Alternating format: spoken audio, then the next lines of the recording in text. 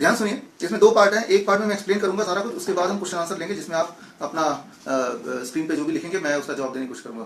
तो शुरू करते हैं, सबसे पहले बिल्कुल शुरू से शुरू करते हैं। Let's start from the beginning. बीमारी, डिजीज। बीमारी दो तरह की होती हैं, एक जिसे हम बोलते हैं लाइफस्टाइल इलनेस और एक दूसरा होता है इन्फेक्शियस डिजीज।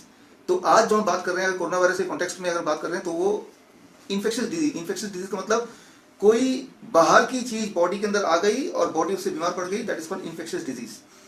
तो इन्फेक्शियस डिजीज कैसे होता है? कोई भी ऐसी चीज जो फॉरेन चीज हो, फॉरेन मतलब जो हमारे बॉडी का पार्ट ना हो, और वो अगर बॉडी में चले आए, बॉडी में अंदर कैसे आ सकती है? हमारे नाक से आ सकती है, मुंह से आ सकती है, स्किन के माध्यम से आ सकती है। बॉडी के अंदर आएगी और बॉडी में कुछ मल्टीप्लाई करेगी और बॉडी में जो फूड है या न्यूट्रिएंट है उसे खाएगी और उसको खा के वो मल्टीप्लाई होगी। So that may cause disease, that is called infectious disease. यहाँ पे इन्फेक्शियस डिजीज बात करते हैं तो दो चीज ज्यादा आती हैं, एक है बैक्टीरियल डिजीज, एक है वायरल डिजीज।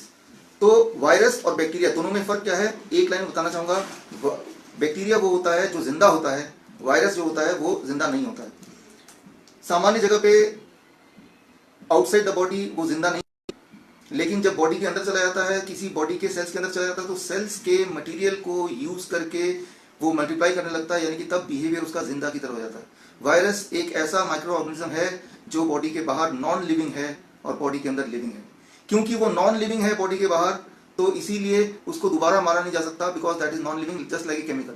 लेकिन बॉडी के अंदर जैसे जाता है तो वो लिविंग बन जाता है, यानी कि वो जिंदा हो जाता है सेल्स के अंदर, और को वो खाता है और उसी से वो फैलने लगता है, मल्टीप्लाई होता है बड़ी तेजी से और हमारे पूरे बॉडी में फैल सकता है, स्टार्टिंग फ्रॉम एनी ऑर्गन। वो डिपेंड करता है कि वो वायरस कहाँ से आपकी बॉडी के अंदर घुसा है। अगर मुंह से, नाक से घुसा है तो जाहिर सी बात है लंग को पहले इन्फेक्ट करेगा या स्टमक को करेगा। अगर स्किन से घुसा है तो नियरेस्ट जो भी ऑर्गन है उसको इन्फेक्ट करेगा। तो ये ब्रॉड कैटेगरी है वायरस की। वायरस ज्यादा खतरनाक है या बैक्टीरिया ज्यादा खतरनाक है? दोनों इक्वली खतरनाक है, डिपेंडिंग ऑन की हमारी इम्यूनिटी कैसी है। हम वायरस से या बैक्टीरिया से मर नहीं सकते, बिकॉज भगवान ने हमें दिया है what we call as immunity. अब इम्यूनिटी इतना बड़ा एक टर्म है, उसको अगर मैं सिंप्लीफाई करूं, एक शब्द में बोलूं, बस एक शब्द आप याद रखिए, सारी बात बन जाएगी। आगे मैं जो बताने जा रहा हूं, अगले 15 मिनट में मैं जो बताने जा रहा हूं, वो सारा कुछ अगर आपको समझना हो, साइंस, कॉमर्स, कंस्पिरेसी, क्योर, देखिए चार ही चीजें। साइंस है, इसके पीछे का साइंस क्या है? कॉमर्स, कॉमर्स क्या है इसके पीछे, राइट, यानी कि व्यापार क्या है? कंस्पिरेसी क्या है, खेल क्या है इसके पीछे, और क्योर क्या है? ये चारों चीजें अगर आपको समझना हो, अभी जो भी माहौल चल रहा है, ये सारे माहौल के पीछे विज्ञान क्या है, या उसका कॉमर्स क्या है, व्यापार, या उसका कंस्पिरेसी क्या है, उसका खेल क्या है, या उसका क्योर क्या है, ठीक कैसे कर रहा है, ये चारों चीजें समझने के लिए सिर्फ एक शब्द काफी है। ये शब्द आप ध्यान से सुनिए स्क्रीन पे। दीप, आनंद, विकास, अंजू, अभी और ना कमेंट करके सीधा आप सुनने पे ध्यान दीजिए। ये एक वर्ड आपको याद रखना पड़ेगा। This word is called dendritic cell. Dendritic cell, dendritic cell एक वर्ड है, बस इस वर्ड के अंदर सारा खेल है। जितना भी कुछ आपके आसपास अभी हो रहा है, जो भी कुछ आप देख रहे हैं, जो भी कुछ आप महसूस कर रहे हैं, आप सब अपने घर पे बैठे हैं, मैं अपने ऑफिस में बैठा हूं, हम लोग मिल नहीं पा रहे हैं, इस सब के पीछे सारी चीजों को के लिए सिर्फ एक शब्द काफी है, and that one word is called dendritic cell. इस वर्ड को अगर आप समझ जाएंगे तो जितने भी सवाल आप मुझसे पूछना चाहते हैं, अपने आप से पूछना चाहते हैं, वो सारे सवालों के जवाब का नाम है डेंड्रिटिक सेल। सो DENDRITIC, डेंड्रिटिक सेल। अब डेंड्रिटिक सेल क्या है ये एक बार समझ लीजिए बस। डेंड्रिटिक सेल क्या है ये समझने के लिए सिर्फ एक डायलॉग काफी है। डायलॉग है, गवाह भी हम हैं, वकील भी हम हैं और जज भी हम हैं। आप में से कोई बता सकता है कौन सी फिल्म का डायलॉग है? डायलॉग है, डेंड्रिटिक सेल को एक्सप्लेन करने के लिए सिर्फ एक डायलॉग काफी है, और वो डायलॉग है, यहां के गवाह भी हम हैं, वकील भी हम हैं और जज भी हम हैं। क्या आप में से कोई बता सकता है ये कौन सी फिल्म का डायलॉग है? आप में से कोई बता सकता है? इसी डायलॉग के अंदर सारा खेल छुपा है। अभी तक किसी ने भी जवाब नहीं दिया कि ये कौन सी फिल्म का डायलॉग है। मैं रिपीट कर देता हूं, मैं बात कर रहा हूं सिर्फ एक शब्द का, वो है डेंड्रिटिक सेल। अगर ये शब्द क्या है आपको समझ आ जाएगा तो ये सारा खेल समझ आ जाएगा। और ये शब्द को समझने के लिए एक डायलॉग समझना जरूरी है। वो डायलॉग मैं आपको बता रहा हूं, डायलॉग है, यहाँ के गवाह भी हम हैं, वकील भी हम हैं और जज भी हम हैं। क्या आप में से कोई बता सकता है कि वो डायलॉग, ये डायलॉग कौन सी मूवी का है? अभी तक तो किसी ने बताया नहीं, किसी के कमेंट अभी तक स्क्रीन पे आए नहीं। जो इस नहीं, जिद्दी फिल्म का गाना डायलॉग नहीं है, कोई और। मैं थोड़ा हिंट दे देता हूं, सलमान खान। अब कोई बता सकता है ये कौन सी फिल्म का डायलॉग है? डायलॉग है, यहाँ के गवाह भी हम हैं, वकील भी हम हैं और जज भी हम हैं। अंधा कानून भी नहीं है, तिरंगा भी नहीं है। अभी आया था फिल्म, शायद दबंग 2। चलिए, फिलहाल इंपॉर्टेंट है कि ये डायलॉग का मतलब ये है कि बॉलीवुड का एक हीरो जो अपने आप में कई सारे रोल प्ले कर सकता है, डिसीजन मेकर एक ही है कि गवाह भी वही बनता है, वकील भी वही बनता है, जज भी वही बनता है। हमारे बॉडी का जो बॉलीवुड का हीरो है, हमारे बॉडी का जज जो है, वकील, जज और गवाह, ये तीनों चीजें एक हैं और वो एक है dendritic cell. Dendritic cell is like super hero of our body. हमारे बॉडी का जो 95% इम्यूनिटी है, वो इम्यूनिटी को कंट्रोल करता है, तय करता है सिर्फ एक वर्ड एंड एक सेल आपकी बॉडी की, वो है डेंड्रिटिक सेल। अच्छा, अब ये डेंड्रिटिक सेल मिलेगा कहां? ये पूरे बॉडी में फैला हुआ है, खास तौर पे आपके हाथों में फैला हुआ है, आपके पूरे स्किन में फैला हुआ है डेंड्रिटिक सेल। ये सेल आपका रखवाला है, ये सेल आपका पहरेदार है, ये सेल आपकी फौज है, ये सेल आपकी आर्मी है, और यही सेल है जो आपके लिए गवाह का काम करेगा, किसी दुश्मन का गवाह को बचाने से के लिए गवाह, वकील का काम करेगा आपकी बॉडी के लिए, और जज का काम भी करेगा डेंड्रिटिक सेल। ये सेल कहां पाया जाता है? आपके पूरे बॉडी में पाया जाता है, हाथ में, स्किन में, हर जगह पाया जाता है। अगर ये सेल आपने हटा दिया, कुछ लोग ऐसे हैं पूरे दुनिया में, कुछ छोटे बच्चे हैं जिनके बॉडी में ये सेल या तो कम होते हैं या मर चुके होते हैं। वही लोग हैं जो डायबिटीज टाइप 1 पेशेंट बन जाते हैं, ऑटो इम्यून डिजीज आ जाता है, एलर्जी आता है, या किसी भी तरह का स्किन डिजीज आ जाता है। तो छोटे बच्चे डायबिटीज टाइप 1 या एडीएचडी मेंटल डिसऑर्डर या फिर स्टमक इन्फेक्शन, अल्सर या और भी किसी तरह का एलर्जी या ऑटो इम्यून डिजीज, ये सारा कुछ होता है अगर बचपन से अनफॉर्चुनेटली डेंड्रिटिक सेल आपके बॉडी में कम हो या वो किसी वजह से मर जाए। अब ये सेल कैसे काम करता है अगले 2-3 मिनट में आपको समझा दूंगा, और उसके बाद सारा कुछ आसान। तो अगला 2-3 मिनट एक बार ध्यान समझिए। जब भी आपके बॉडी में कोई भी चीज एंटर करती है, खास तौर पे मुंह से, तो आपके बॉडी में जो डेंड्रिटिक सेल हर जगह फैले हुए हैं, ये डिसाइड करता है ये जो भी चीज बॉडी के अंदर गया है, ये बॉडी का दोस्त है या दुश्मन है।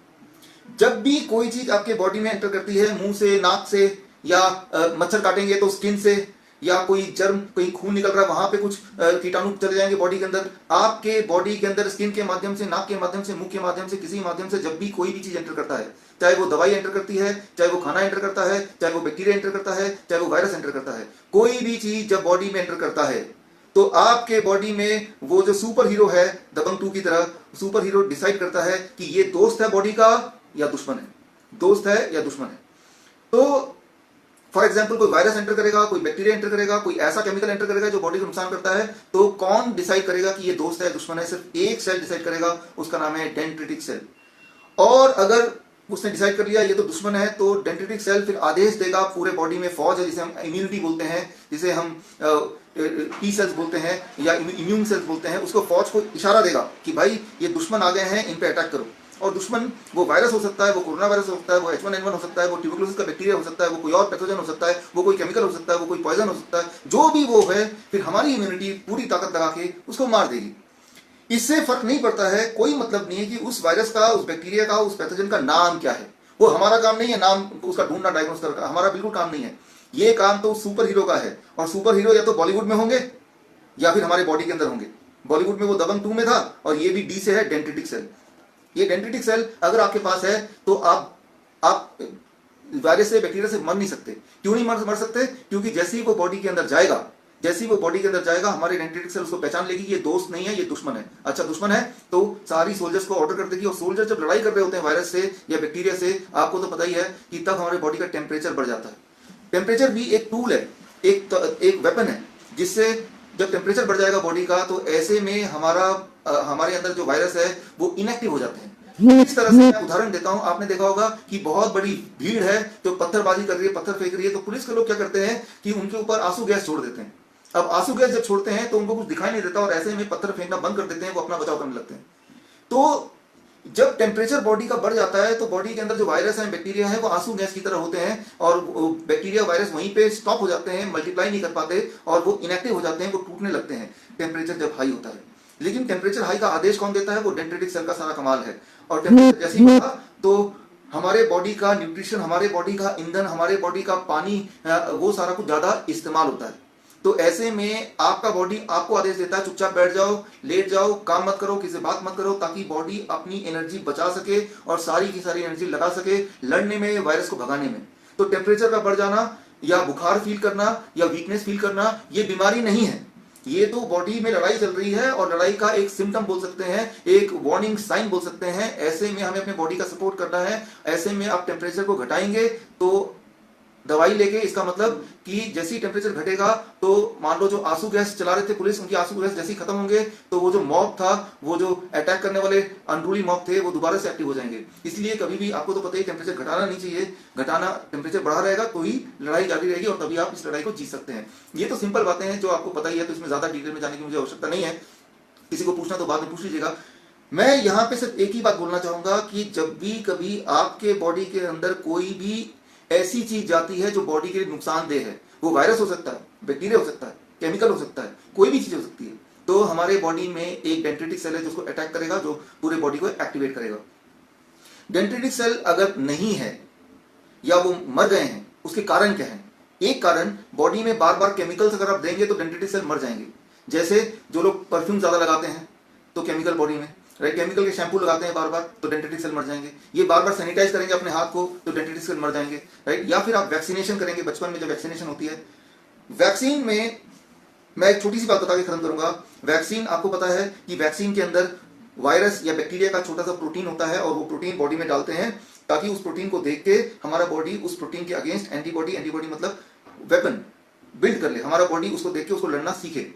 लेकिन जब वायरस का छोटा सा प्रोटीन हम बॉडी में डालते हैं इंजेक्शन के माध्यम से, तो डेंड्रिटिक सेल हमारी बॉडी को बोलता है देखो भाई ये जो प्रोटीन है ना, ये आपका कुछ बिगाड़ने नहीं वाला, वो एक्चुअल वायरस नहीं है, ये सिर्फ उसका छोटा सा प्रोटीन है।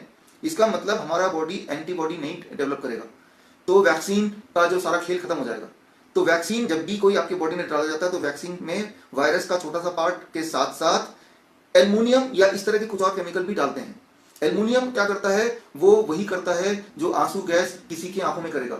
एल्युमिनियम या इस तरह के केमिकल डेंड्रिटिक सेल के आंखों में आंसू गैस की तरह काम करता है। अब डेंड्रिटिक सेल को दिखाई नहीं देता कि सामने वो दुश्मन है या दोस्त है, तो डेंड्रिटिक सेल की जो ताकत है वो खत्म हो जाती है और डेंड्रिटिक सेल की ताकत खत्म हो जाएगी तो ही वैक्सीन काम करेगी। तो मैं ये बोलना चाह रहा हूं, जाने अनजाने बचपन से हमने अपने ही डेंड्रिटिक सेल को कई तरह से मारने की कोशिश की, कभी वैक्सीन से, कभी केमिकल से, कभी सैनिटाइजर से। और जब जब डेंड्रिटिक सेल को आप मारेंगे तब तक अगर कोई दुश्मन, कोई वायरस, बैक्टीरिया बॉडी में अटैक करेगा तो आप बीमार पड़ेंगे और तब मौत हो भी सकती है। तो याद रखिए, आपके बॉडी का सिर्फ एक ही दोस्त है, वो है डेंड्रिटिक सेल। और जब तक डेंड्रिटिक सेल इस दुनिया में है तब तक आपको वायरस और बैक्टीरिया की चिंता करने की जरूरत नहीं है। अगर आपको मेरी बात पे यकीन नहीं हो रहा तो अगले एक लाइन जो मैं बोलूंगा उसके बाद आपको मेरी बात पे यकीन हो जाएगा। डेंड्रिटिक सेल का डिस्कवरी जिस इंसान ने किया था उनका नाम है रैल्फ स्टेनमैन। ये दुनिया के इकलौते ऐसे इंसान हैं जिनको 2011 में मरने के बाद नोबेल प्राइज मिला। दुनिया में एक ही इंसान को मरने के बाद नोबेल प्राइज मिला, क्योंकि नोबेल प्राइज दिया जाता है, उसका एक नियम है कि नोबेल प्राइज देंगे तभी जब वो जिंदा होगा, मरे हुए इंसान को नोबेल प्राइज नहीं दिया जाता। लेकिन एक एक्सेप्शन है, वो एक्सेप्शन है रैल्फ स्टेनमैन, जिन्होंने डेंड्रिटिक सेल का डिस्कवरी किया था। इस बात से आप अनुमान लगा सकते हैं ये कितना महत्वपूर्ण डिस्कवरी था, क्योंकि आप जिंदा हैं, मैं जिंदा हूं, मैं आपसे बात कर पा रहा हूं, इसमें सबसे बड़ा रोल किसी भी बॉडी के सेल का है तो वो है डेंड्रिटिक सेल। तो आपको सिर्फ एक ही काम करना है कि हमें कोई भी ऐसा कदम नहीं उठाना है जिससे हमारे डेंड्रिटिक सेल मर जाएं, कमजोर हो जाएं या अंधे हो जाएं। तो मरेंगे कैसे, कमजोर कैसे होंगे, अंधे कैसे होंगे? एक, वैक्सीनेशन से होंगे। दो, केमिकल से होंगे, चाहे केमिकल आप किसी दवाइयों के माध्यम से पिए या लगाएं, या माल न्यूट्रिशन से होंगे, माल न्यूट्रिशन। मैं एक उदाहरण देता हूं, इसके बाद हम कोरोना वायरस पर करेंगे। आखिरी उदाहरण है, आज से 100 साल पहले 1920 याद कीजिए, H1N1 पेंडेमिक, यानी कि जिससे पूरे संसार में करीब 2 करोड़ लोग, पूरे संसार में 10 करोड़ लोग मारे गए थे, पूरे दुनिया में 10 करोड़ लोग मारे गए थे। तो बाद में पता चला वो 10 करोड़ लोग H1N1 की वजह से नहीं मारे गए थे, उन लोगों में 3 कमियां थी। एक तो माल न्यूट्रिशन के शिकार थे, उस वक्त दुनिया में खाना पीना जिनका कम था, न्यूट्रिशन कम था, और साथ में उनको उठा के ऐसे कमरे में भर दिया गया हॉस्पिटल में जहां पे ऑक्सीजन भी, फ्रेश एयर नहीं था और फ्रेश और सीधा सनलाइट नहीं था। ये तीनों की कमी जैसी होगी तो इंसान मर जाएगा। तो अब आते हैं आज के माहौल में। अभी कोरोना वायरस जो आप देख रहे हैं, दुनिया में हाहाकार मचा हुआ है, ऐसा लग रहा है कि इस दुनिया में सब लोग मर जाएंगे, खत्म हो जाएंगे। जनवरी महीने में तो कम से कम ऐसा ही लगा, जनवरी महीने में कोरोना वायरस जब आया या हमें दिखा कि आ रहा है, हमें वही दिखा जो टीवी ने दिखाया, जो मीडिया ने दिखाया। कोरोना वायरस को पैदल चलते हुए आते हुए तो किसी ने देखा नहीं, आफ्टर ऑल वो इतना छोटा है, लेकिन टीवी में ने बताया कि कोरोना वायरस चल चुका है, वो आने वाला है, वो आ गया है, लोग मर रहे हैं। ये सारी बातें हमने टीवी में देखी हैं। तो जो चीज हमने टीवी में देखी है, उस वक्त उस जनवरी महीने में यूके और यूके में सीडीसी एक बॉडी है, centre of disease control US में, और यूके में एक और बॉडी है, new and emerging respiratory virus threat advisory group. ये पूरा नाम है एडवाइजरी ग्रुप का यूके में, जिसमें 16 साइंटिस्ट हैं। तो वो 16 साइंटिस्ट यूके के और यूएस के साइंटिस्ट सीडीसी के। इन लोगों ने अपना अपना ख्याल, अपने अपने इमेजिनेशन में एक आइडिया लगाया कि दूर से जो वायरस चल के आ रहा है, जो वुहान में है, वो कितना खतरनाक हो सकता है। उन्होंने दूर से देखा है, जैसे हमने देखा। तो उन्होंने बोला कि अगले 3 महीने में हाहाकार मच जाएगा, पूरे दुनिया में लाखों करोड़ लोग मर जाएंगे। उनकी ये एक्सपेक्टेशन थी, उनका ये रफ एस्टिमेशन था, क्योंकि तब उन्होंने देखा नहीं था, क्योंकि तब आफ्टरऑल वुहान में था, चाइना में था, तो किसी ने भी नहीं देखा। तो ऐसा मानिए कि आप एक जंगल के अंदर है और दूर से खतरनाक कोई नया जानवर आ रहा है, तो आप सब देख के एस्टिमेट लगा रहे हैं ये कितना खतरनाक हो सकता है। वो थी बात, तब थी जनवरी, अब आगे अप्रैल। लेकिन जैसे जैसे समय बीतता गया, अप्रैल आ गया, तो अब दुनिया को पता चल गया है, यूके को पता चल गया है, यूएस को पता चल गया है, सीडीसी को पता चल गया है, साइंटिस्ट को पता चल गया है कि कोरोना वायरस की जो मोर्टिलिटी रेट है, मृत्यु दर है, वो है 0.1%। 0.1 मतलब 1000 लोगों को कोरोना वायरस पीड़ित हो जाएंगे तो उसमें से एक मरेगा और 999 लोग ठीक हो जाएंगे। और इसकी जो फैलने की शक्ति है वो 2.2%। 2.2% माने कि एक इंसान को कोरोना वायरस हो जाएगा तो वो 2 लोगों को फैला सकता है, बस। जितना कि जुकाम का होता है, जुकाम में भी एक को जुकाम होता है तो 2 को भी हो सकता है। और इसके मोर्टिलिटी रेट 0.1%, जितना कि फ्लू का होता है, इन्फ्लुएंजा जिसे बोलते हैं। साल में एक बार हम में सारे को इन्फ्लुएंजा होता ही है, हर एडल्ट को, और साल में 6 बार छोटे बच्चों को इन्फ्लुएंजा होता ही है। इसका मतलब जिंदगी में मैंने और आपने मिलकर करीब 80 से 100 बार हमें फ्लू हुआ था, और वो 100 फ्लू के बाद भी हम जिंदा हैं। इसका मतलब हमारे बॉडी को पता है कि फ्लू से लड़ना कैसे है। इसका मतलब अगर कोरोना वायरस भी बॉडी में आ जाएगा तो वो भी एक फ्लू है, इन्फ्लुएंजा है, तो यहां भी हम जिंदा हो जाएंगे, मरेंगे नहीं। तो क्योंकि ये खतरनाक उतना ही है जितना इन्फ्लुएंजा वायरस है, या H1N1 वायरस है, या फ्लू वायरस है, और इसमें मृत्यु दर भी बहुत कम है। लेकिन तब नहीं पता था। तब पूरे दुनिया में WHO ने एडवाइजरी जारी किया कि ये खतरनाक दुश्मन आने वाला है और आप सबको खा जाएगा। सब ऐसा करो, अपने अपने घर में छुप जाओ, और तब तक छुपे रहो जब तक कि ये दुश्मन चला ना जाए या मर ना जाए। तो पूरे दुनिया के 90% देशों ने ऐसा ही किया, इंक्लूडिंग भारत, कि सब लोग घर में बैठे हैं। देखिए, आप और हम भी घर में ही बैठे हैं, चुपके बैठे हैं। पता नहीं बाहर कोरोना घूम रहा होगा एक शेर की तरह, एक राक्षस की तरह हमें खा जाएगा, इसलिए अंदर ही बैठे हैं। जबकि असलियत तो यह है कि कोरोना वायरस इस संसार में, दुनिया में आज से 55 मिलियन ईयर पहले आ था, और कोरोना वायरस जिस रूप में हम देख रहे हैं उस रूप में भी 10,000 साल पहले आ चुका था। या फिर CDC, centre of disease control, ने अब ये बोला है कि आप और हम कोरोना वायरस से हजारों बार ऑलरेडी पीड़ित हो भी चुके हैं, क्योंकि ये कॉमन वायरस है जो हमारे आसपास ऑलरेडी रहता है। शायद इस वक्त भी आपके आसपास हो या मेरे आसपास हो। तो कोरोना वायरस पहली बात कोई नई चीज नहीं है, इससे हजारों बार आप बीमार पड़ चुके हैं और ठीक भी हो चुके हैं। ऐसा मेरा मानना तो है ही, CDC, centre of disease control का भी मानना है, ये सबका मानना है। तो नया क्या है? नया सिर्फ एक बात है। अब ये जो बात आप समझाएंगे तो सारा खेल समझ जाएंगे। तो अगला 3-4 मिनट ध्यान सुनिए। जनवरी में, दिसंबर में जब सारी खबरें चाइना से आ रही थी, याद रखिए चाइना एक ऐसा देश है जो अपने अंदर क्या चल रहा है किसी को नहीं बताती।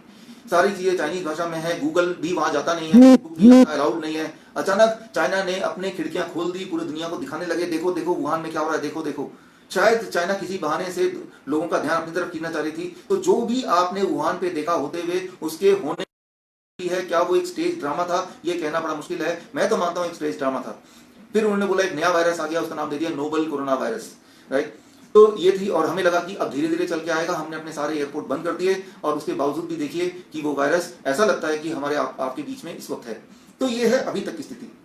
देखिए, जनवरी महीने में जब तो ये था वुहान में, तब तो हम सब एस्टिमेट कर रहे थे, लेकिन आज वुहान में नहीं है, आप इंडिया में है।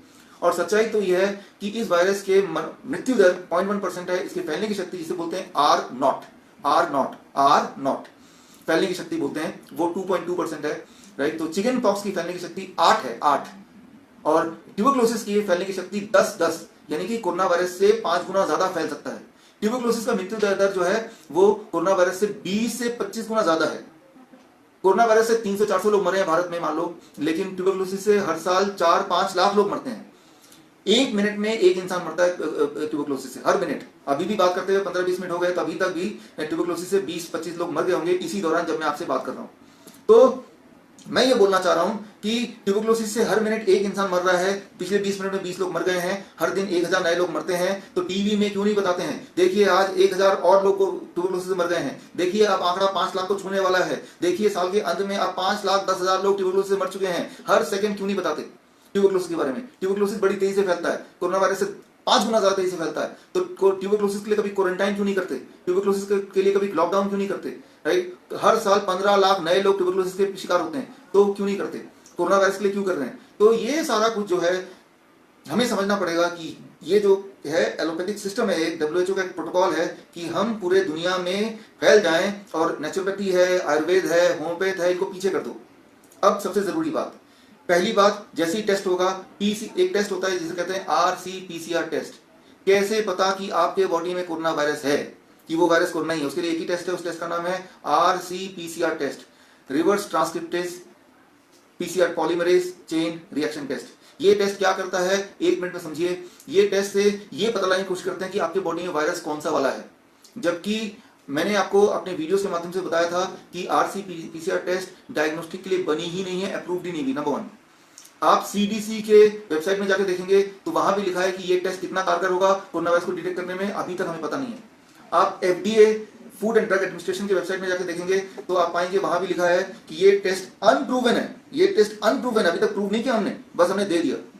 बोलने का मतलब ये है कि आपको या मुझे कोई बुखार नहीं है, कोई टेम्परेचर नहीं है, लेकिन अगर मैं कोरोना उस टेस्ट से टेस्ट करूंगा तो देयर इज चांसेस, 10% चांसेस है कि वो बोल दे कि मेरे अंदर वायरस है, राइट, कोरोना वायरस है। तो वो टेस्ट इज नॉट रिलायबल, वो टेस्ट कोई टेस्ट है ही नहीं। फॉर एग्जाम्पल, मैं सिर्फ एक ही उदाहरण दूंगा, इससे समाप्त करूंगा इस वाले पॉइंट को, फिर आगे बढ़ेंगे। वुहान में डॉक्टर ली, जिन्होंने सबसे पहले दुनिया को आगाह किया था कि कोरोना वायरस की तरह कोई वायरस नया आ गया है, जब उनकी मौत हुई, मौत से थोड़ी देर पहले कई बार PCR टेस्ट किया गया और हर बार PCR नेगेटिव आया, यानी कि उनके बॉडी में कोरोना वायरस नहीं पाया जा रहा, और करते करते एक बार पॉजिटिव आया, उसको पकड़ लिया और बोला दुनिया को देखो ये कोरोना वायरस से मर गए। भारत में भी यही हो रहा है, एक पेशेंट को कई बार टेस्ट कर रहे हैं, 4 बार 5 बार नेगेटिव आया, फिर जैसे ही पॉजिटिव आ गया तो पॉजिटिव वाले को पकड़ के बोल रहे हैं ये कोरोना वायरस का पेशेंट है। बोलने का मतलब यह है कि हर हाल में ये साबित करना कि ये पेशेंट जो है कोरोना वायरस का ही है। तो ये जो टेस्ट है, ये टेस्ट को किसी ने अप्रूव नहीं किया, ना CDC ने, ना FDA ने, ना मैन्युफैक्चरर जिसने इस टेस्ट को बनाया है उसने तो आपने खास लिख दिया कि ये टेस्ट अप्रूव नहीं है, सिर्फ WHO बोल रहा है। WHO एक ऐसी ऑर्गेनाइजेशन जिसको आज से 10 साल पहले 2010 में H1N1 के घोटाले के लिए PAC, parliamentary assembly of council of Europe ने लुटेरा घोषित किया था, वही WHO एक बार फिर बोल रहा है कि कोई ये टेस्ट कर लो और टेस्ट से पता चल जाएगा कौन कोरोना वायरस का पेशेंट है। एक ऐसा टेस्ट जो अप्रूव नहीं है, एक ऐसा टेस्ट जो 4 बार बोलेगा नहीं, एक बार बोलेगा हाँ, कई बार 4 बार बोलेगा हाँ, एक बार बोलेगा ना। एक ही आदमी के 2 सैंपल लें, एक मुंह से एक नाक से, नाक वाले को बोलेगा हाँ आप कोरोना वायरस पेशेंट है, मुंह वाले को बोलेगा ना, फिर दोबारा से नाक और मुंह से लें सैंपल, ठीक इसका उल्टा बोलेगा। ये सारे रिसर्च पेपर मेरे पास हैं, ये सारे रिसर्च पेपर आज मैं आखिर में एक लिंक दूंगा, उस लिंक के जरिए आप डाउनलोड कर सकते हैं। जितनी बातें मैंने बताई या जो बातें बताऊंगा वो सारे के सारे बातों का जो रेफरेंस है वो आपको दे के जाऊंगा। तो मैं अभी जो बोल रहा हूं वो सिंप्लीफाई करते हुए मैं जर्नल का नाम कोट नहीं कर रहा हूं, क्योंकि वो जर्नल के रेफरेंसेस मैं आपको दूंगा, आप सारा कुछ PDF के फॉर्म में लेके पढ़ सकते हैं।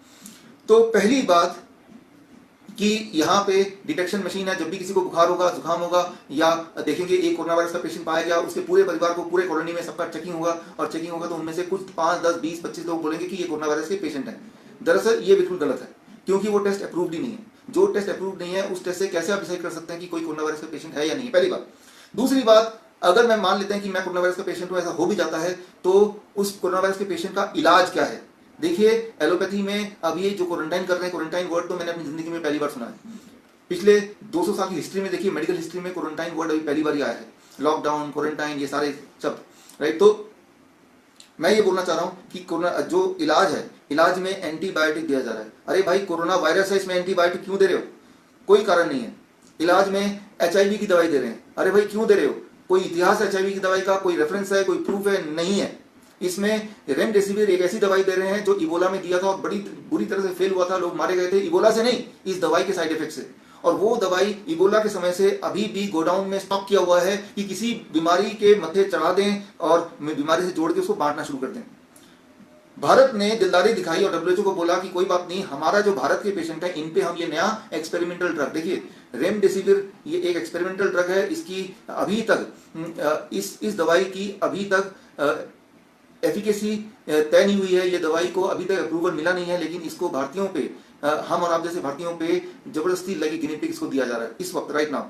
तो एंटी मलेरियन ड्रग, मलेरिया का कोई लेना देना नहीं है वायरस से, मलेरिया के जो कीटाणु वायरस नहीं होते, लेकिन मलेरिया की दवाई भी दी जा रही है। जबकि 2 दिन पहले परसों भी ब्राजील का एक रिसर्च पेपर ट्रायल कंक्लूड किया कि ये दवाई जो भी लेगा उसमें हार्ट रेट एबनॉर्मली हाई हो जाने के चांसेस हैं, जिससे उसकी डेथ हो जाएगी, और जो कि हो भी रही है। भारत में 1 हफ्ते पहले एक डॉक्टर की डेथ हो गया था गुवाहाटी में, आपको पता ही है। जैसे ये दवाई लिया, एंटी मलेरियन ड्रग जिसे बोलते हैं, तो मलेरिया की दवा, इबोला का फेल्ड ड्रग, HIV की दवा, एंटीबायोटिक्स, ये सारी दवाइयां दी जा रहा है फोर्सफुली, जैसे कि आप और हम कोई गिनी पिग हैं। नंबर 1। नंबर 2, एक आखिरी बात, कि जब किसी को कोरोना वायरस पाया जा रहा है तो क्या उसके पास ये चॉइस है कि मैं आयुर्वेद में जाके इलाज कराऊं, अपना होम्योपैथ में जाके इलाज कराऊं, नेचुरोपैथ में जाके इलाज कराऊं, घर में बैठ के इलाज कराऊं, या मैं क्वारंटाइन में चला जाऊं? कोई ऑप्शन नहीं है। आपको पकड़ के ले जाएंगे और गिनी पिग की तरह आपको दवाइयां देंगे। अगर दवाइयों के बाद आप मर जाते हैं तो बोलेंगे भाई ये तो कोरोना से मर गए और कहीं बच के निकल गए, तो WHO को बताएंगे देखो ये मेडिसिन सक्सेसफुल हो गया, ये तो मेडिसिन ने ठीक कर दिया। तो ये तो चल रहा है खेल। तो ऐसे में मैं जानता हूं कि आप में से ज्यादातर लोग जो हैं नेचुरोपैथी से जुड़े हैं, आयुर्वेद से जुड़े हैं, होम्योपैथ से जुड़े हैं। हमें और आपको क्या करना है? हमें और आपको क्या करना है? आप सोल्यूशन की बात करते हैं। सोल्यूशन सिर्फ एक है, सोल्यूशन सिर्फ एक है, और वो कि हमें अपनी इम्यूनिटी को बढ़ाना है। मैंने तो आपको पहले ही बोला था कि इम्यूनिटी ही इसका सोल्यूशन है, और इम्यूनिटी को बढ़ाने के लिए सिर्फ एक नाम मैंने बोला था, वो नाम दोबारा रिपीट करता हूं जो लोग लेट आए हैं, and that is called dendritic cell. Dendritic cell अगर आपके बॉडी में है, अगर आपने डेंड्रिटिक सेल का ख्याल रखा, तो ये फर्क नहीं पड़ता कि वो वायरस या बैक्टीरिया है या फंगी है या पैरासाइट है या केमिकल है, उसका नाम क्या है, नीड नॉट टू वरी। आपको अपने बॉडी के डेंड्रिटिक सेल का ख्याल रखना है। अगर आपने ये किया तो किसी भी चीज से डरने की जरूरत नहीं है।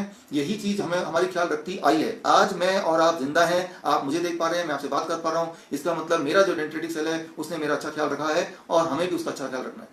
तो कैसे अच्छा ख्याल रखना है?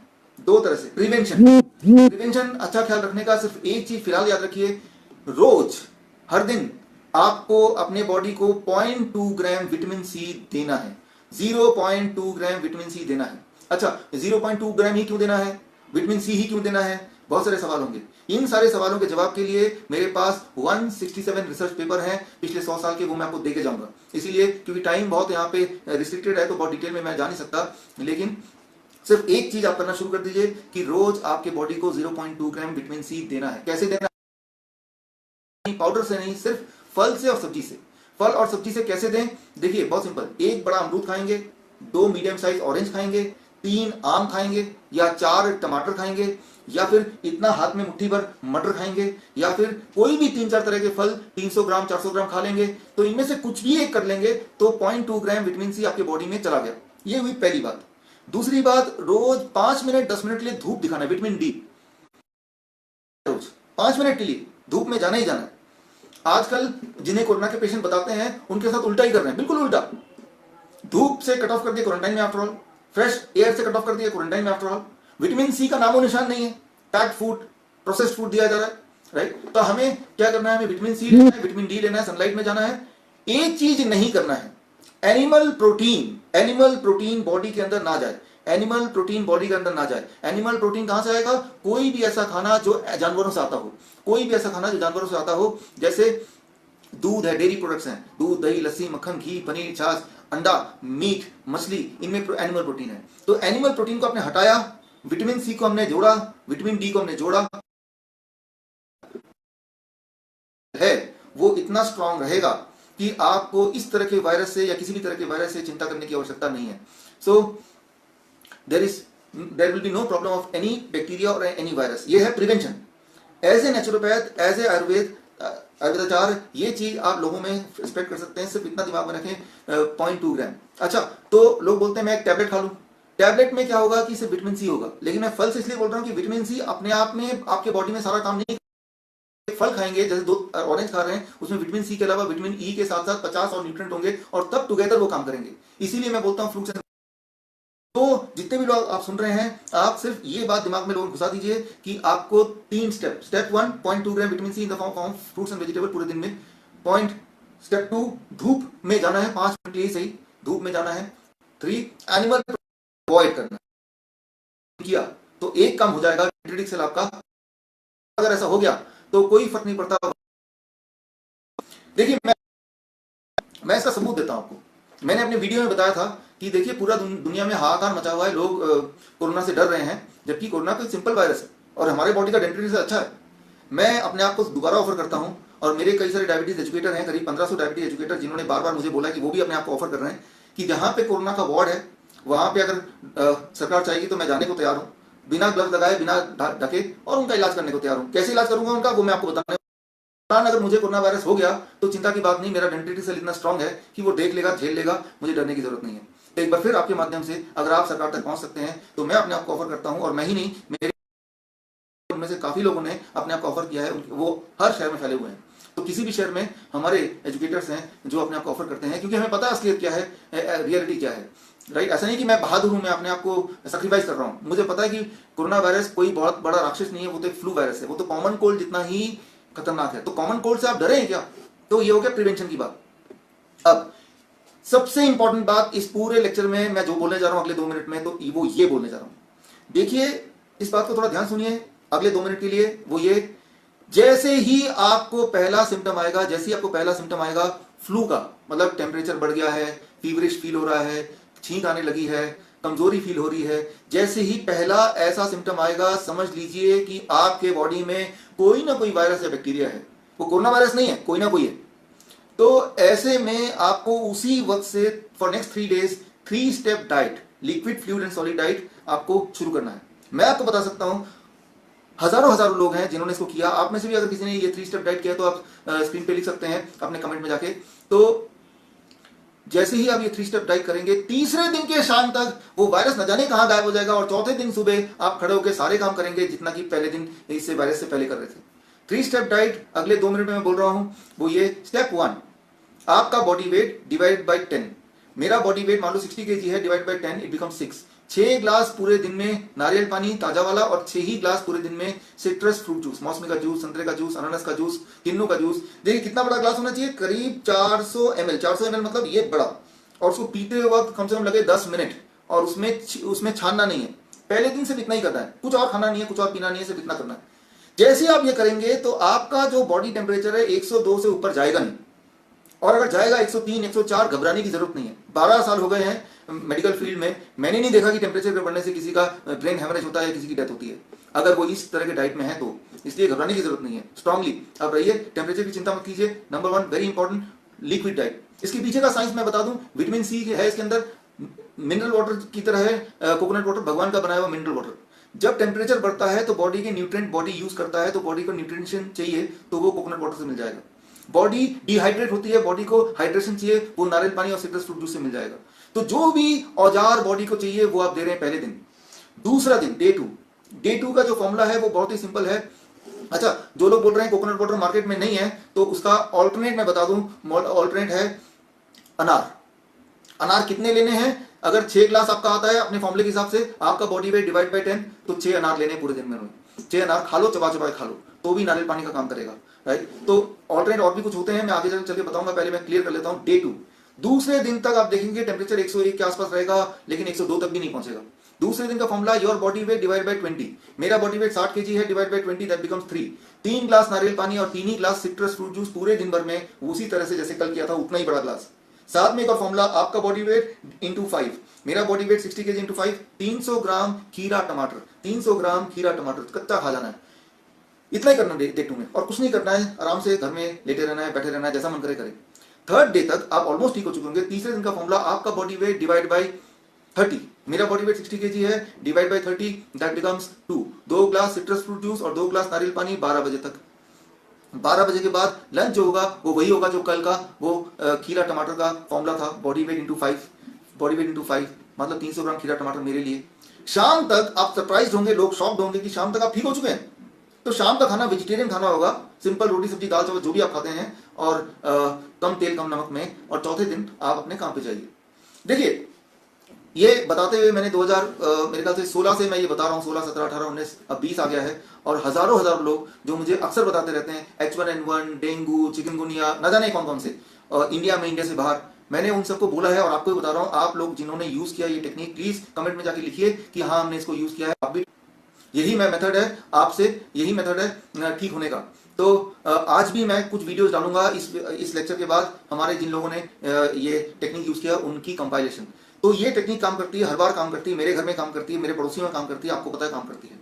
अगर आपको विश्वास नहीं आ रहा है ये काम करती है, आप में से वो लोग जिन्होंने ट्राई नहीं किया, आप अपने फेसबुक में जाके लिखिए क्या ये 3 स्टेप डाइट किसी ने यूज किया, किसी को फायदा हुआ। आप पाएंगे कि आपके ही नेटवर्क में, आपके ही कम्युनिटी में कोई ना कोई लोग मिल जाएंगे जो बोलेंगे हाँ हमने खुद ही किया और हमें फायदा हुआ। तो ये 3 स्टेप डाइट है जो हर बार काम करती है और आपके लिए भी काम करेगी। तो इसको आप कीजिए, ये तो हुआ क्योर। लेकिन ये काम तब करती है ज्यादा जैसे ही आपको पता चला कि मुझे ऐसा कुछ हुआ है।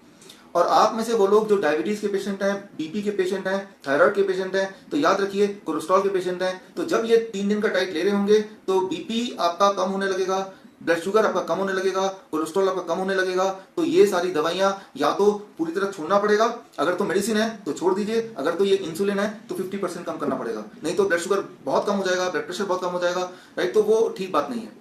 तो ये जो 3 दिन का डाइट है ना केवल आपके वायरस से लड़ने में हेल्प करेगा, दिस 3 डेज डाइट आपके बाकी पैरामीटर को भी और अच्छा कर देगा, यानी कि दवाई का काम कर रहा है। तो ये तो हो गया वायरस से कैसे लड़ना है। लेकिन वायरस एक और तरीका होता है, ये सबसे इंपॉर्टेंट बात मैं बताने जा रहा हूं। जो लोग यूटीआई, यूरिनरी ट्रैक इन्फेक्शन से जो अगर प्रॉब्लम है, हेपेटाइटिस के जो पेशेंट्स हैं, राइट, इस तरह के इन्फेक्शन, या एचआईवी के जो पेशेंट, एचआईवी के बारे में मैं कभी और डिटेल बताऊंगा। जो लोग लंबे समय से वायरस से जूझ रहे हैं, जैसे ट्यूबरक्लोसिस है, ट्यूबरक्लोसिस बैक्टीरिया एक जो 6 महीने साल भर से ट्रीटमेंट चल रहा है, ऐसे बैक्टीरिया, ऐसे वायरस जो आपके बॉडी में सालों साल से हैं और आप उससे लड़ रहे हैं, दवाइयां खा रहे हैं, उनके लिए मेथड मैं अभी बताने जा रहा हूं अगले 1 मिनट में। तो अब ये तीसरा और आखिरी मेथड है उन लोगों के लिए जो वायरस और बैक्टीरिया जैसे यूटीआई या यूरिनरी ट्रैक इन्फेक्शन, जैसे hepatitis B, hepatitis C, hepatitis D, hepatitis E, whatever hepatitis, मतलब हर तरह का वायरस जो लिवर को अफेक्ट करता है, या फिर हर तरह का बैक्टीरिया जैसे ट्यूबरक्लोसिस है जो भारत में 15 लाख लोग पीड़ित हैं। तो ऐसे लोगों का जो फॉर्मूला है, ऐसे लोगों का टेक्निक है, उसका नाम है 2% प्रिंसिपल। इसका नाम है 2% प्रिंसिपल। 2% प्रिंसिपल क्या है? बड़ा ही सिंपल है, 2% प्रिंसिपल।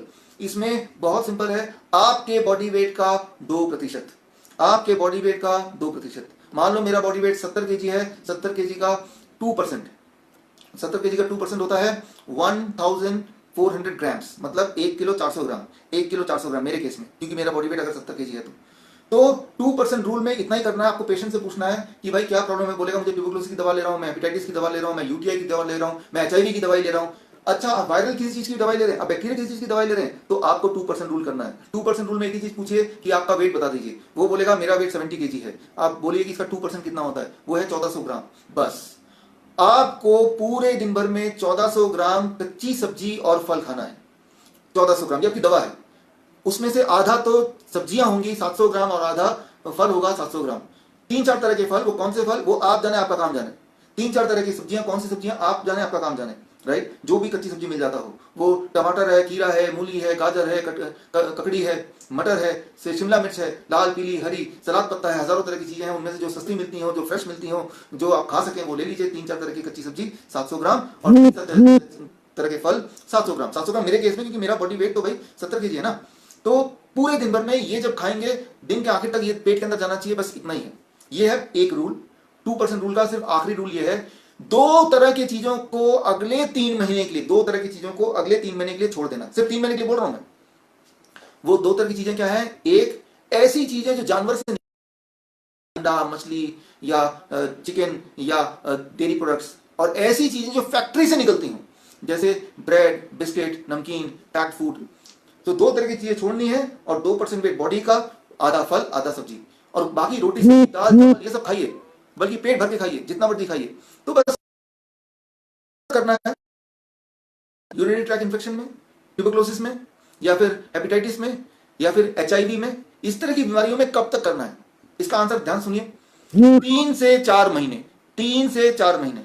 3 से 4 महीने क्यों? हर 3 से 4 महीने में आपका सारा खून नया हो जाता है। Every after 3 to 4 months your body is having new blood, नया ब्लड। वो जो नया ब्लड आएगा 3-4 महीने के अंदर, उस नए ब्लड में इस पुराने वायरस या पुराने बैक्टीरिया का नामो निशान नहीं होगा। यानी कि 3-4 महीने बाद अगर आपका एचआईवी नेगेटिव पॉजिटिव आ रहा था, एचआईवी नेगेटिव आएगा। अगर वो ट्यूबरक्लोसिस के पेशेंट थे, वो ठीक हो जाएंगे, सिम्टोमेटिकली कुछ नहीं रहेगा। अगर वो यूटीआई था, वो सिम्टोमेटिकली गायब हो जाएगा। Hepatitis A, B, C, D, E या कुछ भी है, वो गायब हो जाएगा। कितना? 3 से 4 महीने। तो देखिए, प्रिवेंशन मैंने बता दिया, अगर वायरल फ्लू टाइप है तो 3 दिन, और अगर कोई इन्फेक्शन है तो 3 या 4 महीने, 4 महीने मान लीजिए। तो बस इसी के अंदर सारी बीमारियां कवर हो जाती हैं, इन्फेक्शियस डिजीज कवर हो जाती है, राइट। तो ये आप बता सकते हैं, आप में से बहुत लोगों ने किया भी होगा अपने लिए या अपने किसी पेशेंट के लिए, तो वो भी स्क्रीन पे आप टाइप करके बता सकते हैं अगर किसी ने किया तो, और या अपना वीडियो बना के या उस पेशेंट का वीडियो बना के आप भेज सकते हैं या अपने ही फेसबुक में पोस्ट कर सकते हैं। देखिए, ये जो मैंने बताया है, इस बताने से इसका कुछ व्यापार नहीं हो सकता, राइट, क्योंकि सब्जियां फल इनके कॉपीराइट नहीं हो सकते, इनके पेटेंट नहीं हो सकते, इसीलिए इन चीज़ों को दबाया गया, रोका गया, ताकि ये लोगों को पता ना चले। लेकिन इसीलिए ये काम आपका है, आयनों का है, मेरा है, कि हम सब मिलके हर घर में जाके हर एक से इंटरनेट के माध्यम से, व्हाट्सएप के माध्यम से, फेसबुक के माध्यम से आप लोगों को पहुंचाएं। जब लोगों को बताएंगे तो याद रखिए, ये कोई मेरा बनाया हुआ मेथड नहीं है, ये कोई मेरा बनाया हुआ मेथड नहीं है, ये ऑलरेडी हिस्ट्री में था, मैंने तो आसान शब्दों में आपको बताया है। ये 3 मेथड बताए, प्रिवेंशन कैसे करना है, 2 ग्राम विटामिन सी, दूसरा 3 स्टेप डाइट, 3 दिन में कैसे ठीक करना है, तीसरा जो लंबी बीमारियों को कैसे ठीक करना है, ये तीनों डाइट बताया। ये तीनों डाइट आई कहां से, मुझे कैसे पता चला, हम क्यों मान लें, साइंस क्या है इसका? अगर आपके दिमाग में सवाल है तो इसका जवाब ये किताब है। देखिए, इतनी मोटी किताब मैंने बनाई है और ये किताब के अंदर सारे जवाब हैं। ये किताब बड़ी मुश्किल से, बड़ी मेहनत से बनाई है, इसमें करीब 1200 पेजेस हैं, लेकिन ये किताब आप डाउनलोड कर सकते हैं। आप अगर ये किताब डाउनलोड करना चाहते हैं तो लिख लीजिए, लिंक मैं दे रहा हूं, biswaroop.com/corona book, biswaroop.com/corona book। ये अगर आप टाइप करेंगे तो मेरा वेबसाइट में वो पेज खुल जाएगा और इस पेज में आप इतनी मोटी किताब को डाउनलोड कर सकते हैं, और इसके अंदर जो भी चीज अभी आज मैंने लेक्चर में कवर किया है, उन सबके साइंटिफिक एविडेंसेस पूरे पीडीएफ के साथ एक ही जगह पे आपको मिल जाएगा, राइट। पहली बात। दूसरी बात, यहाँ पे ध्यान से देखिए कि यहाँ पे मेरा नाम भी लिखा हुआ है, राइट, लेकिन मैं आपको बता दूं, इस बुक का राइटर मैं नहीं हूँ, ये बुक तो मैंने कंपाइल किया है, ये बुक के राइटर आप भी हैं, राइट। तो आप चाहे तो अपना नाम भी लिख सकते हैं और लिख के आप लोगों को दे सकते हैं, राइट। तो ये अगर मैं बोलूँ ये मेरी चीज है, ये मेरा टेक्निक है, ये मेरा डाइट है, वो गलत होगा। ऐसी बात बोलते थे सिर्फ इस दुनिया में एक ही इंसान, उनका नाम था श्री राजीव दीक्षित जी, और उसके बाद अब ये हमारी बारी है उसी चीज को आगे बढ़ाना, कि याद रखिए अगर हेल्थ है तो ही सब कुछ है। और आज जो आप देख रहे हैं कोरोना का जो खेल है, ये खेल में हेल्थ को पीछे भगा रहे हैं, हेल्थ का मतलब दवाइयां, ऐसा सोच रहे हैं। अब मैंने बहुत कुछ बता दिया आपको, सिर्फ एक सवाल मैं आपसे पूछूंगा, उसके बाद आपके सवाल और मेरे जवाब।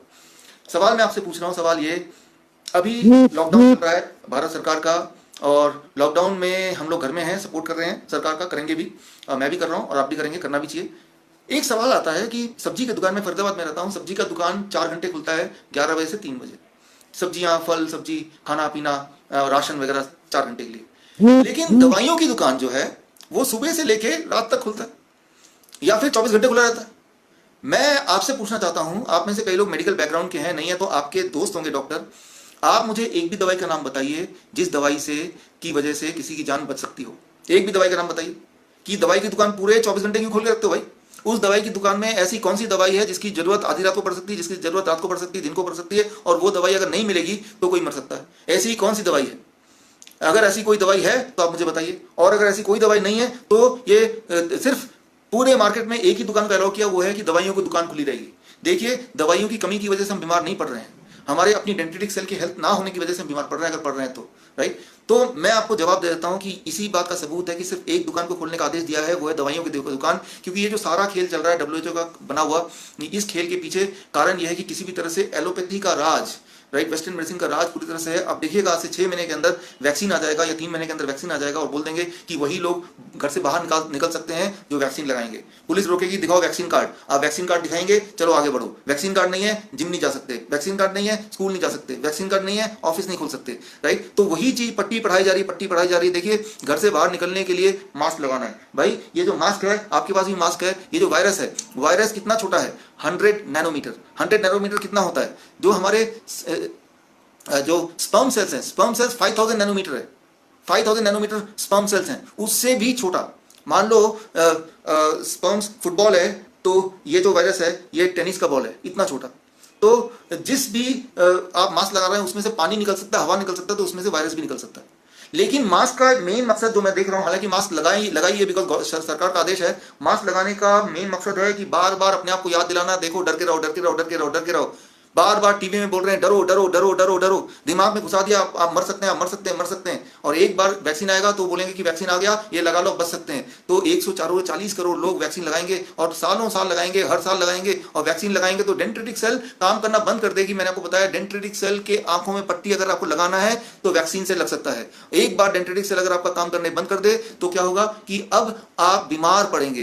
कोई भी वायरस अटैक करेगा तो हमारी बॉडी की इम्यूनिटी उससे लड़ नहीं सकती, और हमारी बॉडी की इम्यूनिटी अगर लड़ नहीं सकती है तो हम बीमार पड़ेंगे, बीमारी में रहेंगे और बीमारी से मरेंगे। यानी कि जितना पैसा हमने कमाया वो सब बीमारी में जाएगा। वो बीमारी की इलाज में नहीं जाएगा, वो दवाइयों में जाएगा। दवाइयां और इलाज दो अलग अलग बातें हैं। आप में से जो लोग एलोपैथिक हैं, सॉरी, जो लोग होम्योपैथिक हैं, आयुर्वेद के लोग हैं, यूनानी लोग हैं, नेचुरोपैथी है, आप सब मिलिए साथ में और एक सवाल अपने आप से पूछिए, लोगों से पूछिए कि भाई कोई कोरोना का पेशेंट है, वो आयुर्वेद से क्यों नहीं इलाज करा सकता, वो होम्योपैथ से क्यों नहीं इलाज करा सकता, वो नेचुरोपैथी से क्यों नहीं इलाज करा सकता। तो कोई बोलेगा क्योंकि नेचुरोपैथी में, होम्योपैथी में, आयुर्वेद में कोई इलाज है ही नहीं। तो क्या एलोपैथ में इलाज है? एलोपैथ में भी तो इलाज नहीं है। जो दवाइयां दे रहे हैं वो दवाइयों से तो लोग मर रहे हैं, राइट। सो खैर ये सारी बातें हैं और बातें तो आगे भी चलती रहेंगी, लेकिन अब मैंने जो कहना था वो काफ़ी सारा कुछ मैंने आपको बता दिया। ये डेंड्रिटिक सेल क्या होता है, कोरोना क्या है, ये खेल क्या है, साइंस क्या है, प्रिवेंशन क्या है, क्योर क्या है, हर चीज़ मैंने बता दिया। और मैं रिपीट करता हूँ, ये जो भी बातें बताई हैं वो सारे सबूत यहाँ पे हैं, ये सारे सबूत यहाँ पे हैं। और ये क्या है, ये किताब है जो फ्री में आप डाउनलोड कर सकते हैं, bishuru.com/corona book। आप में से वो लोग जो हिंदी समझते हैं, जो ये इंग्लिश की जगह हिंदी चाहते हैं, तो उसी में हिंदी का भी लिंक दिया हुआ है। लेकिन हिंदी वाली जो बुक है वो समरी बुक है। समरी मतलब 25-30 पेज में समराइज किया हुआ है, और इंग्लिश में पूरा है। तो बाकी पूरी किताब को भी हम हिंदी में करेंगे, लेकिन समराइज वर्जन हिंदी में भी है और पूरी बुक तो इंग्लिश में है। ये सारी बुक आप अपने लिए डाउनलोड कीजिए और व्हाट्सएप के माध्यम से आप जितने लोगों तक चाहें इसको पहुंचाइए, ताकि लोग का डर बॉडी से बाहर निकले, वो डर से बाहर निकले, पहली बात। दूसरी बात, आज मैंने जितनी बात बताई है इनमें से कोई भी बात आप इसलिए मत मानिए कि मैं बोल रहा हूं। आप मेरे किसी भी बात को चैलेंज कर सकते हैं, राइट, आप उसमें सवाल खड़े कर सकते हैं। मैं हर बात के जवाब देने को तैयार हूं। हर सवाल के जवाब मैंने इस रिसर्च पेपर में डाले हैं, ताकि आपको भरोसा हो कि जो भी मैं बोल रहा हूं उसके पीछे सत्यता है, उसके पीछे ट्रुथ है, राइट। सो अब यहाँ पे मैं पूरा लेक्चर तो हो गया है। कोई अगर आपका सवाल है तो आप सवाल पूछ सकते हैं। I am done with my lecture, you can ask questions. मैं लगातार पढ़ रहा हूँ, आप कुछ ना कुछ लिख रहे हैं। आपके सवाल मैं पढ़ रहा हूँ इस वक्त, तो सवाल में किसी का कोई सवाल है तो आप लिखिए और उसका जवाब देने को मैं तैयार हूँ।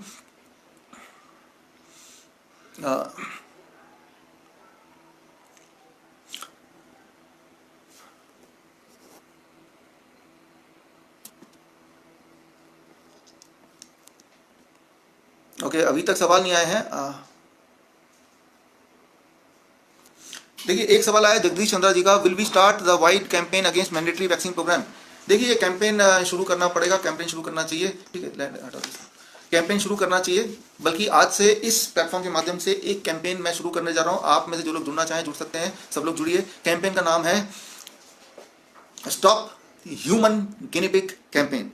इंसान को गिनी पिग बनाया जा रहा है, इंसान को जबरदस्ती पकड़ के कि आप कोरोना हो, क्वारंटाइन करके ऐसी केमिकल डाल रहे हैं जो केमिकल का पहले से कोई रिकॉर्ड नहीं है। ऐसे केमिकल रेमडेसिविर जिसका जानवरों पे भी टेस्ट नहीं हुआ, वो इंसान पे टेस्ट किया जा रहा है, और टेस्ट में हजारों की संख्या में, और टेस्ट के बाद ये बता देंगे कि ये मेडिसिन काम करती है कोरोना के, और वो मेडिसिन फिर लागू हो जाएगा सभी के लिए। तो यानी कि इंसान बन गया ह्यूमन गिनी पिग, और इसमें भारत का योगदान है। ह्यूमन गिनी पिग भारतीय बन गए हैं, तो हमारा और आपका ये फर्ज बनता है कि हम stop human guinea pig campaign में आगे चलें। इस कैंपेन के लिए 2 दिन पहले हमारे एक बहुत बड़े लॉयर हैं, शांति भूषण, प्रशांत भूषण नाम मेरा स्लिप हो रहा था दिमाग से, प्रशांत भूषण जी, आप जानते ही होंगे नाम, उनके साथ में मिला था, और वो एक हमारे लिए PIL डालेंगे, ताकि इस तरह के जो अभी चल रहा है ये अभी खत्म हो जाए, राइट। सो आप भी जुड़िए इस कैंपेन में। अगर जुड़ना चाहते हैं तो जुड़ने के लिए आप सब end of illness, and END of OF illness, ILLNESS, end of illness @bishwaroop.com, BISWARWP.com में जाके आप मुझे मेल कर सकते हैं कि आप इस मिशन में जुड़ना चाहते हैं, इस कैंपेन में, मैंडेटरी वैक्सीन कैंपेन में, राइट, और ह्यूमन गिनी पिग कैंपेन में, जो कि पहले ऐसा लगता था सिर्फ वेस्टर्न US तक ही लिमिटेड है, UK तक ही लिमिटेड है, लेकिन अब वो चॉइस नहीं है, ये भारत में भी यही होने वाला है। उसी दिशा में भारत जा रहा है। नहीं तो क्यों आयुर्वेद आचार्य को कोरोना पेशेंट नहीं दिया जा रहा है, होम्योपैथ को कोरोना पेशेंट नहीं दिया जा रहा है, नेचुरोपैथ को कोरोना पेशेंट नहीं दिया जा रहा है, उनसे दूर रखा जा रहा है। क्योंकि मुझे पता है अगर किसी दिन एक एक पेशेंट भी आयुर्वेद के हाथ में चला गया, नेचुरोपैथ के हाथ में चला गया, तो उनकी पोल खुल जाएगी, ये पता चल जाएगा कोरोना नाम का कोई ऐसा घमासान बीमारी है ही नहीं, ये तो अपने आप ही ठीक होने वाली बीमारी है। एक आखिरी बात मैं आपको बताना चाहूँगा, याद रखिए कि अगर अभी का जो रिसर्च है ब्रिटिश मेडिकल जर्नल 2 अप्रैल, इसके अंदर दिया हुआ है ऑलरेडी, ब्रिटिश मेडिकल जर्नल 2 अप्रैल कि 80% लोगों के बॉडी में कोरोना जाने से कोई बीमारी होती ही नहीं है। यानी कि 100 लोगों के बॉडी में कोरोना वायरस जाएगा तो उसमें से 80 लोग बीमार नहीं पड़ेंगे, उनको पता भी नहीं चलेगा, सिर्फ 20 लोगों को बीमार पड़ेंगे। उस 20 में से भी 10 लोगों को सिर्फ थोड़ी मोटी खांसी और जुकाम होगा और कुछ नहीं होगा, बाकी 10 लोगों को बुखार भी होगा। यानी कि 90 लोगों के बॉडी में कोरोना वायरस जाएगा तो 10 लोग बीमार पड़ेंगे, फ्लू होगा। और उस 10 में भी जो मरने के चांसेस हैं वो मैंने बताया 0.1%, मतलब 1000 लोग बीमार पड़ेंगे तो एक मरेगा, जैसे किसी फ्लू में होता है, राइट। तो ये ऐसा कोई वायरस नहीं है जिसकी वजह से इतना सारा खेल करने की जरूरत पड़े या जरूरत है, राइट। फिर भी ऐसा हो रहा है जो हमारे आंखों के सामने है। शायद सच्चाई हमें ठीक से सामने नहीं ला पाए, ठीक से सामने लाना पड़ेगा, हम सबको मिलकर एक होना पड़ेगा। कोई भी सवाल हो तो आप पूछ सकते हैं, मैं आपके सवालों को पढ़ने की कोशिश कर रहा हूँ। अपनी इम्यूनिटी कैसे बढ़ाएं ये सारा कुछ मैंने बता दिया है। और गवर्नमेंट नहीं मान रही है डर, देखिए गवर्नमेंट ऑफ इंडिया है, 90% देश हैं like government of India, government की कोई दोष नहीं है। तो WHO से कंट्रोल्ड है, इंटरनेशनल बहुत सारे और कमिटीज हैं, UNO है, उनसे कंट्रोल्ड है, तो उनका जो भी आदेश होता है उस आदेश को यहाँ पे लागू किया जाता है। लेकिन मुझे लगता है कि यहाँ अपनी बॉडी भी होनी चाहिए। आयुष मिनिस्ट्री है वो सो रही है, अभी तक तो कुछ कर नहीं रही है, आपके सामने ही है सारा कुछ। आप जितना जानते हैं आयुष मिनिस्ट्री के बारे में उससे ज़्यादा कौन जानता है। हमारे आनंद बिरादर जी है, वो तो आयुष के गलियों में अक्सर ही दिखते हैं, लेकिन आनंद बिरादर जी से मैं पूछना चाहूँगा कि सर आनंद जी, अभी कोरोना का जब महामारी चल रही है तो हमारा आयुष कहाँ चला गया, हमारा नेचुरोपैथ कहाँ चला गया, हमारी नेचुरोपैथी कहाँ चली गई? वो तो बिल्कुल गायब हो गई, जैसे कहीं थी नहीं, दुबक के बैठ गई। हमारे आयुर्वेद सब दुबक के छुप के बैठ गए कि हमें कोरोना ना हो जाए। और एक अच्छे सोल्जर्स को ऐसा लग रहा है कि जो डॉक्टर्स हैं वो एक सोल्जर की तरह, एक पहरेदार की तरह सामने आ रहे हैं, एक हीरो की तरह, जबकि ऐसा कुछ है नहीं। वो भी गुलाम है, जैसा उनको बताया जा रहा है वैसा वो समझ रहे हैं। जबकि सच्चाई तो ये है कि कोरोना वायरस एक नॉर्मल वायरस है, ये एक ऐसा वायरस है जिससे हम बचपन से लड़ते आए हैं, एक बार फिर लड़ सकते हैं, कोई बड़ी बात नहीं है। मुझे लगता है कि सबके सवाल कोई ऐसा खास आ नहीं रहे हैं, या तो आपको सब कुछ बहुत अच्छी तरह समझ आ गया है या कुछ भी समझ नहीं आया है। यही 2 केस होते हैं जब सवाल नहीं आते, बट मुझे लग रहा है सबको सब कुछ समझ आ गया, क्योंकि आपके कमेंट बड़े, और कमेंट आप और भी आगे देते रहिए। जो भी आपके कमेंट्स होंगे उन कमेंट्स को मैं इकट्ठे करूंगा और इकट्ठे करके मैं उसका एक वीडियो बना के जारी करूंगा, ताकि कुछ चीज़ें अभी अगर रह गई हैं तो वो चीज़ें मैं आगे भी आप तक पहुंचा सकूं। तो आखिर में मैं ये बोल रहा हूं कि आपके दिमाग में अगर कोई भी सवाल है कोरोना से रिलेटेड, तो उन सारे सवालों के जवाब इस किताब के अंदर है। और ये किताब का लिंक मैंने अभी थोड़ी देर पहले बताया था कि आखिर लिंक है biswaroop.com, विश्वरूप मतलब biswaroop.com/corona book। तो ये है, इस जाके आप इस बुक को डाउनलोड करें। इसमें हिंदी में भी है, इंग्लिश में भी है। हिंदी में तो समरी वर्जन है, 25-30 पेज का ही बना है, और इंग्लिश में तो पूरा मेरे ख्याल से 1200 पेजेस तक का है। तो आपको जैसा सहूलियत हो वो आपके लिए भी पढ़ें। इसमें अगर कोई हो तो लोगों तक शेयर करें। और अगर आप हमारे साथ कैंपेन में जुड़ना चाहते हैं तो endofillness@biswaroop.com, END of illness biswaroop.com के साथ जुड़ें। और अगले 3-4 दिन में प्रशांत भूषण जी, जो कि यहाँ के इंडिया के बहुत जाने माने लॉयर, उनके माध्यम से आपकी सहायता से एक PIL पब्लिक इंटरेस्ट लिटिगेशन भी हम डालने जा रहे हैं, ताकि चीज़ें बदलें, एक अच्छा भविष्य भारत को मिले। आपकी मदद से एक अच्छा भविष्य भारत को मिलने जा रहा है, मिल जाएगा, इस उम्मीद के साथ कि आप हम मिलकर जुड़ के, इसके साथ कि आज जो भी कुछ आपने देखा ये लोगों तक पहुंचाएंगे। और पहुंचाने के बाद और हमसे जुड़ने के लिए और हमारे चीज़ों से जुड़ने के लिए मैंने ईमेल दिया, एक फ़ोन नंबर भी आप नोट कर लीजिए। इसमें व्हाट्सएप में S आर्मी लिख देंगे तो मैं समझ जाऊंगा कि आप मुझसे जुड़ना चाहते हैं। ये फ़ोन नंबर है 9312286540, राइट। सो उम्मीद करता हूँ जिस तरह से आयोनो ने मुझे मौका दिया आप तक पहुँचने के लिए, आगे भी मौका देते रहेंगे। और इसी के साथ इस उम्मीद से हम मिलते रहेंगे। All the best, thank you, जय हिंद, वंदे मातरम, थैंक यू।